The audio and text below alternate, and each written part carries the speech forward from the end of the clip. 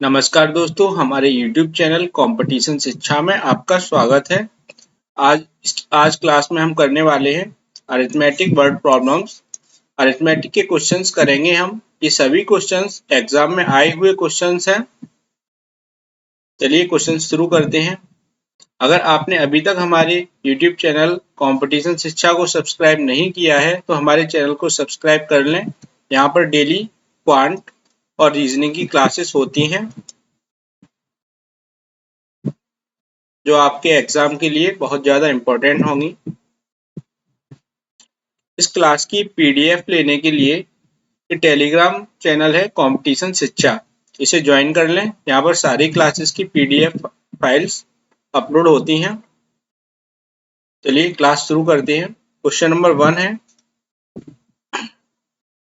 12 men और 8 women can complete a piece of work in 56 days। 12 पुरुष या 8 महिलाएं किसी एक काम को 56 दिनों में पूरा कर लेती हैं। In how many days will 5 men and 6 women complete the same work। तो उसी काम को 5 पुरुष और 6 महिलाएं कितने दिनों में पूरा कर लेंगी। तो 12 men और 8 women 12 पुरुष और 8 महिलाओं का जो कार्य करने का दिन है वो हमें बताए गए हैं 56। दोनों 56 दिनों में करते हैं। तो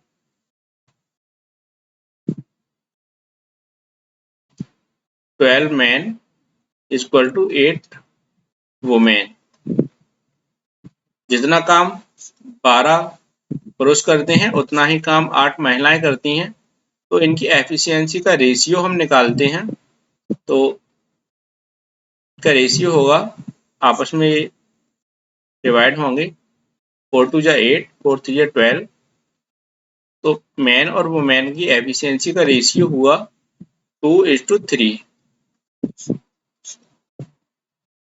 यहाँ पर अब हमें निकालना है तो टोटल वर्क कितना था वो हम निकालते हैं। 12 पुरुष, मेल की एफिशिएंसी है 2, तो 12 इंटू 2, 12 पुरुष 56 दिनों में कर रहे थे।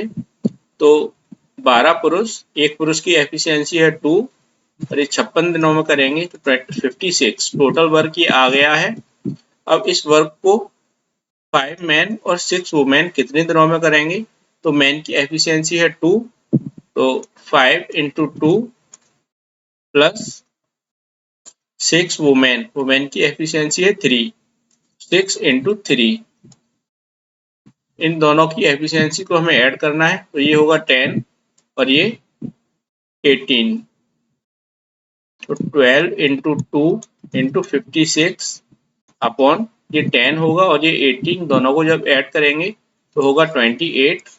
28 2 जा 56, इनका मल्टीप्लाई करेंगे तो 12 2 जा 24 इंटू 2, तो आंसर आएगा 48 डेज। ये इस क्वेश्चन का आंसर होगा, ऑप्शन बी 48 डेज यहाँ पर आंसर होगा। क्वेश्चन नंबर 2 करते हैं। The sum of A and B's age 4 years ago was 80 years। A और B की उम्र 4 साल पहले A और B की उम्र का जो जोड़ था, इन दोनों की उम्र को जोड़ के वो था 80 years। Age 40 years ago was equal to B's age 4 years ago। A की उम्र 14 साल पहले B की उम्र 4 साल पहले के बराबर थी। Find the age of A 3 years hence। A की 3 साल बाद की उम्र हमें निकालनी है। तो A और B की एज का सम 4 साल पहले का 80 था, तो हम प्रेजेंट एज का सम निकालेंगे। A और B 4 साल पहले का सम इनका 80 था, तो 4 साल में A की उम्र 4 साल बढ़ गई होगी और B की उम्र भी 4 साल बढ़ गई होगी, तो मतलब टोटल 8 साल बढ़ गए हैं। तो 8 यहाँ पर ऐड करेंगे तो A और B की प्रेजेंट एज का सम 88 हो जाएगा। और हमें क्वेश्चन में दिया हुआ है ए की एज 14 साल पहले और बी की एज 4 साल पहले, ये दोनों बराबर हैं। तो यहाँ से हमने किया a minus B is equal to 10, a minus B is equal to 10। इसे हम एक इक्वेशन ये बनी और एक ये, इसे हम करते हैं एलिमिनेशन से। a minus B is equal to 10, b और b आपस में कैंसिल हुए, इसे एडिशन से ही करेंगे। तो 2a इज इक्वल टू 98, 2 से डिवाइड किया तो a की वैल्यू आई 47। तो a की एज है 47 ईयर्स और हमें निकालनी है find the age of a 3 years hence. a की उम्र 3 साल बाद की निकालनी है। यहाँ पर एक 2 से जब 98 को डिवाइड करेंगे तो आएगा 49। अब हमें ए की जो प्रेजेंट एज है वो आ गई है, वो है 49।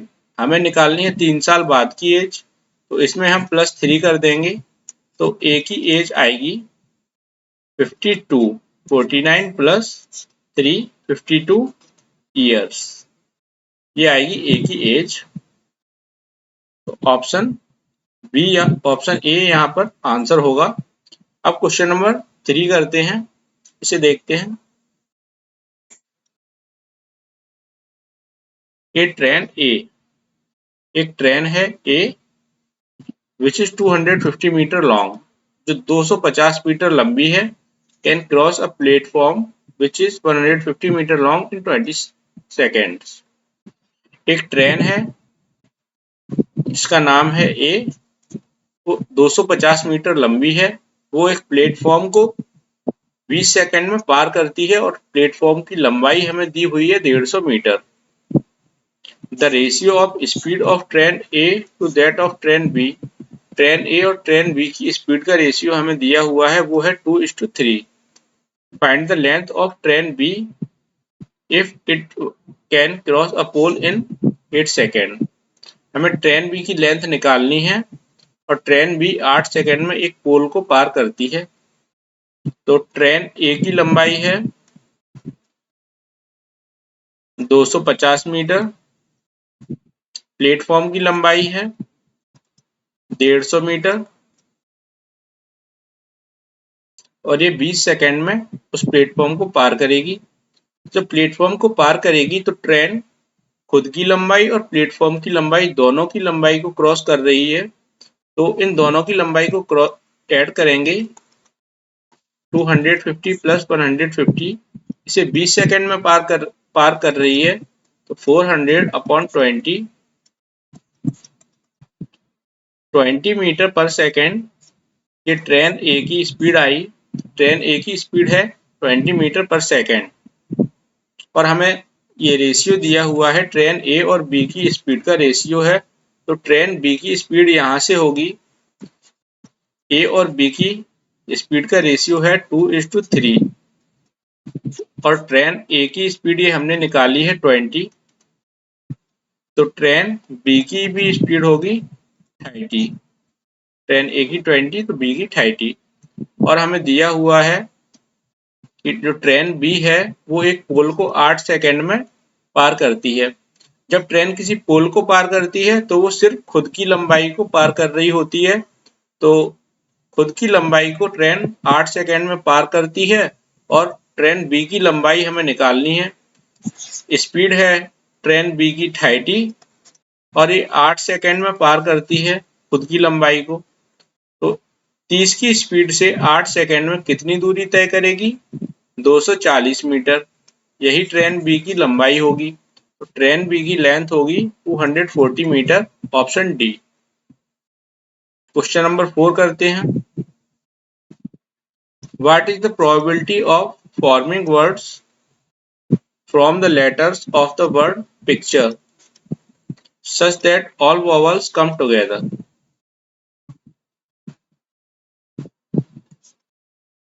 ये पिक्चर जो वर्ड है इसके लेटर्स को हम कितने तरह से अरेंज कर सकते हैं कि सभी वॉवल्स एक साथ आए। तो पहले हम इसे लिखेंगे P I C T U R और E। सारे वॉवल्स एक साथ आए तो यहाँ पर वॉवल है I U और E। तीन वॉवल हैं, इन्हें हम लिखेंगे I U और E। तीन वॉवल हैं तो यहाँ पर हमने लिखा फैक्टोरियल 3। ये सभी एक साथ आने चाहिए तो इसे हमने एक मान लिया, फैक्टोरियल लिख के अब इसे हमने एक लेटर मान लिया क्योंकि ये सब एक साथ आने चाहिए। ये आपस में इधर उधर चेंज हो सकते हैं इसलिए फैक्टोरियल 3 लिखा है। और 1 2 3 4 चार और लेटर्स हैं और एक लेटर ये वॉवल वाला, तो फिर यहाँ पर फैक्टोरियल 5। चार लेटर ये 1 2 3 और 4 और ये वॉवल को हमने एक लेटर माना तो ये फैक्टोरियल 5। अब हमने देखा अगर हम ये नहीं करते कि वॉवल्स को एक साथ रखें तो इसे कितने तरह से अरेंज कर सकते थे। तो 1 2 3 4 5 6 7 7 लेटर्स हैं तो फैक्टोरियल 7। फैक्टोरियल 3 इसे आगे सॉल्व करते हैं तो फैक्टोरियल 5 और फैक्टोरियल 7 है तो यहाँ से फैक्टोरियल 3 और ये फैक्टोरियल 5। फैक्टोरियल 7 होता है 7 इंटू 6 इंटू फैक्टोरियल 5। फैक्टोरियल 5 और फैक्टोरियल 5 आपस में कैंसिल हो जाएगा और फैक्टोरियल 3 होता है 3 इंटू 2 और नीचे था 7 इंटू 6। इसे आगे सॉल्व कर रहे हैं 2 से 3 टाइम्स डिवाइड होगा और 3 से 3 कैंसिल हो जाएगा। यहाँ पर आया 1/7। तो इस क्वेश्चन का आंसर होगा 1/7, ऑप्शन सी। क्वेश्चन नंबर 5 करते हैं। The mark price of A is 800 more than its cost price। कोई आर्टिकल है A, उसकी कॉस्ट प्राइस हमने माना उसकी कॉस्ट प्राइस है X और मार्क प्राइस है कॉस्ट प्राइस से 800 रुपये ज्यादा। तो X प्लस 800 मार्क प्राइस हो गई इसकी। When a discount of 200 is allowed, a profit of 10% earned। जब मार्क प्राइस पर डिस्काउंट हम कहाँ देते हैं, डिस्काउंट हम मार्क प्राइस पर देते हैं हमेशा। तो जब हम 200 रुपये का डिस्काउंट देंगे तो 10% का प्रॉफिट होगा, ये क्वेश्चन में दिया हुआ है। तो सेलिंग प्राइस मार्क प्राइस पर 200 रुपये का डिस्काउंट देंगे तो ये हो जाएगी X प्लस 600। अब X प्लस 600 पर जब हम किसी आर्टिकल को बेच रहे हैं तो हमें 10% का प्रॉफिट हो रहा है।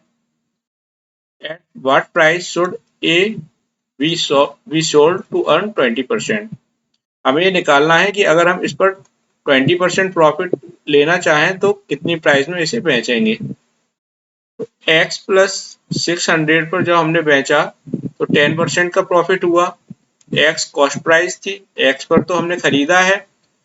जो प्रॉफिट कितने रुपए का हुआ 600 का, तो 600 10% के बराबर है।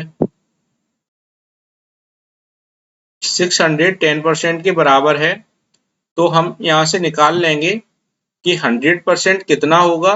तो जो 100% होगा वही कॉस्ट प्राइस होगा। तो 10% की वैल्यू है 600 तो हमने निकाला 100% कितना होगा, तो 0 से 0 कैंसिल हो जाएगा, 6000 कॉस्ट प्राइस आएगी। ये कॉस्ट प्राइस है 6000। अब हमें निकालना है अगर हम 20% प्रॉफिट पाना चाहें तो इसे कितने रुपए में बेचेंगे। तो 6000 जब हम 20% प्रॉफिट लेना चाहेंगे तो हम 120% पर बेचेंगे।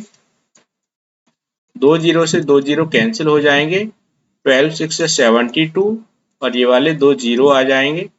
7220 रुपीज 7200 रुपीज में जब हम बेचेंगे तो 20% प्रॉफिट अर्न कर पाएंगे। इस क्वेश्चन का आंसर होगा option B.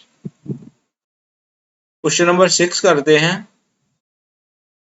The ratio of the speed of train and that of car is 3:2। हमें ट्रेन और कार की स्पीड का रेशियो दिया हुआ है जो है 3:2। ए बस covered a distance of 420 kilometre in 7 hours. एक बस है वो 420 किलोमीटर की दूरी 7 घंटे में तय करती है। The speed of the bus is 2/5 the speed of the train. जो बस की स्पीड है वो ट्रेन की स्पीड का 2/5वां हिस्सा है। How much distance will the car cover in 5 hours. Car 5 घंटे में कितनी दूरी तय करेगी वो हमें निकालना है। तो ट्रेन और कार की स्पीड का रेशियो हमें दिया हुआ है। ट्रेन को हमने टी लिखा और कार को सी। इनकी स्पीड का रेशियो हमें दिया हुआ है 3:2। एक बस है जो 400 किलोमीटर की दूरी को 7 घंटे में तय करती है। तो बस की स्पीड होगी, बस को हमने बी लिखा, बस की स्पीड होगी 60 किलोमीटर पर आवर। और हमें क्वेश्चन में आगे दिया हुआ है द स्पीड ऑफ बस is 2/5 of speed of train.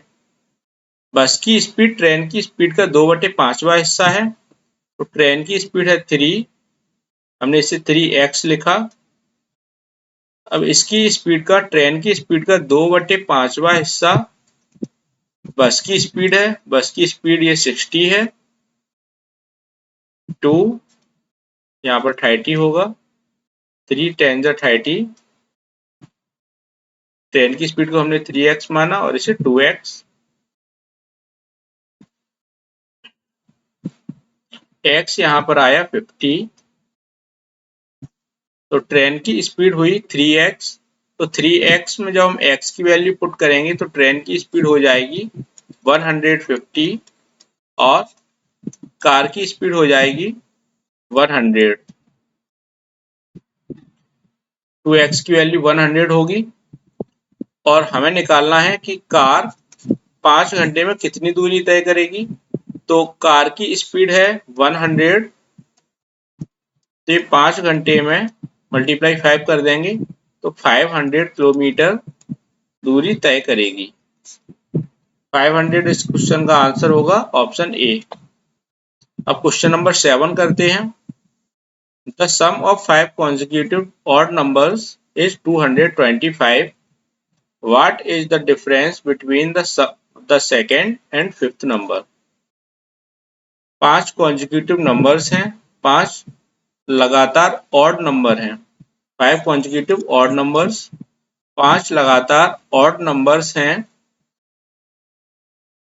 जिनका सम 225 है।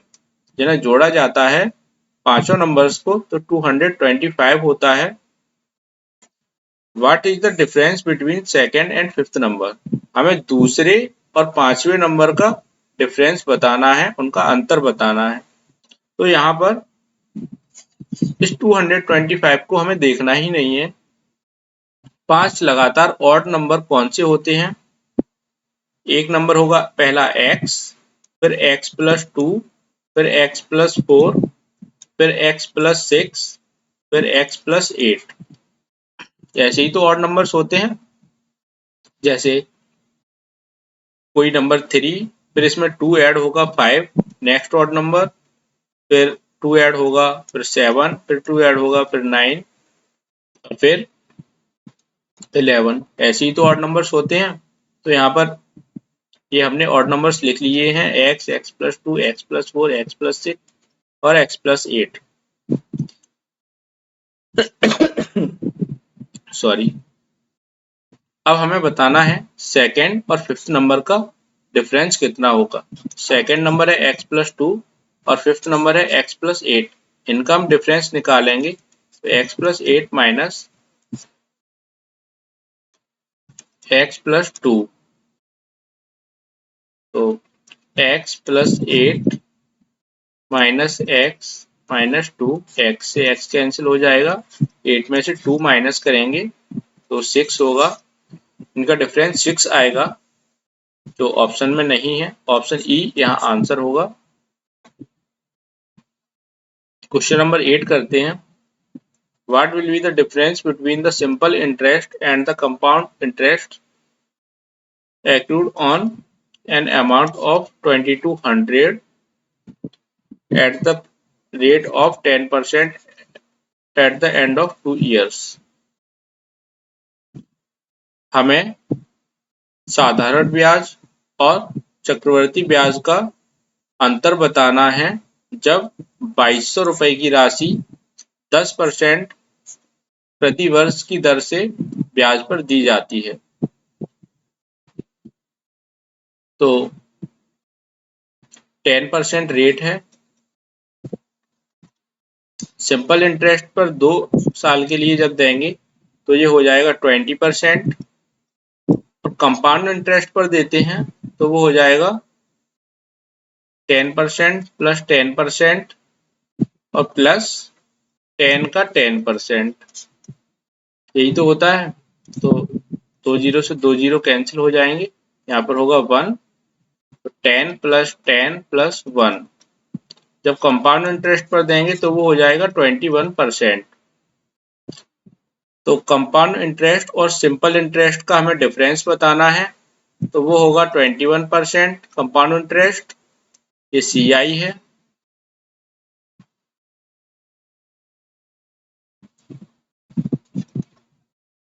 SI होगा 20% और CI होगा 21%। तो हम CI माइनस SI करेंगे तो हो जाएगा 21% माइनस 20%, तो इनका डिफरेंस आएगा 1%। अब 1% किसका?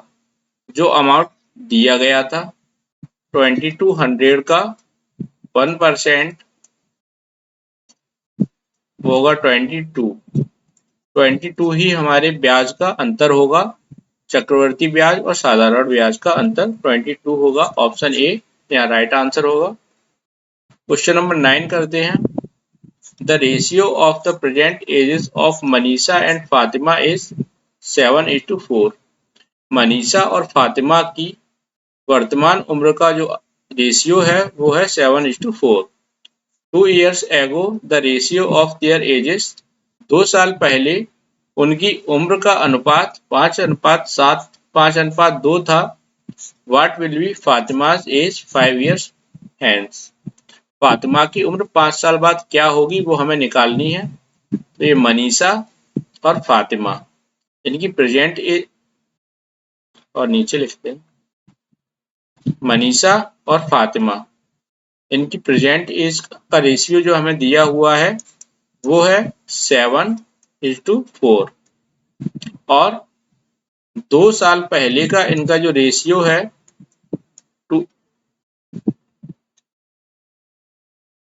2 years पहले का जो रेशियो है वो है 5:2। तो यहाँ से हम इसकी प्रेजेंट एज निकालेंगे। यहाँ पर 5 यूनिट है और यहाँ पर 7 यूनिट है, यहाँ पर 2 यूनिट है और यहाँ पर 4 यूनिट है। तो यहाँ हमने देखा 2 यूनिट्स इंक्रीज हो रही हैं, यहाँ भी 2 यूनिट इंक्रीज हो रही हैं, और ईयर 2 ईयर्स है। डिफरेंस 2 ईयर्स है और यूनिट में देखें तो 2 यूनिट है। तो 2 यूनिट 2 ईयर के बराबर हैं, तो 1 यूनिट 1 ईयर के बराबर होगा। तो 7 यूनिट का होगा 7 ईयर्स, मतलब मनीषा की प्रेजेंट एज होगी 7 ईयर्स और फातिमा की प्रेजेंट एज होगी 4 ईयर्स। और हमें निकालनी है फातिमा की एज 5 साल बाद की। तो इसमें हम 5 ऐड कर देंगे, 5 ईयर्स ऐड कर देंगे, तो ये हो जाएगा 9 ईयर्स। 5 साल बाद फातिमा की एज 9 ईयर्स हो जाएगी। ऑप्शन सी यहाँ राइट आंसर होगा। नेक्स्ट क्वेश्चन करते हैं। Two candidate fought an election One of them got 54% of total votes and won by 512 votes. What was the number of total votes polled? दो उम्मीदवार हैं, उन्होंने चुनाव लड़ा। एक उम्मीदवार ने 54% वोट प्राप्त किए और वह 512 वोट से जीत गया और हमें निकालना है कि टोटल कितने वोट डाले गए थे। दो उम्मीदवार हैं, हमने माना एक का नाम है ए और एक का नाम है बी। जो एक है उसे मिले हैं 54% वोट्स। टोटल वोट्स जो डाले गए थे वो 100% वोट डाले गए थे। ये हमने माना क्योंकि कोई भी चीज अपने आप में 100% होती है। तो ए को मिले 54% वोट, तो बचे हुए वोट होंगे जो बी को मिलेंगे। तो बचे हुए वोट है 46%, वो बी को मिले। अब ए जीता है 512 वोट से, तो ए के वोट बी से 512 ज्यादा रहे होंगे, तभी ए 512 वोट से जीता है। तो इन दोनों के बीच में जो अंतर है वोट्स का वो 512 है। 512 वोट्स का डिफरेंस है। और अगर हम परसेंट देखें, परसेंट, तो इनके बीच में 4 और 4 8% का अंतर है। 8% की वैल्यू है 512, तो हम निकाल लेंगे कि 100% कितना होगा। तो 8 से जब हम डिवाइड करेंगे तो 8 6 48 और 8 4 32। 1% की वैल्यू आई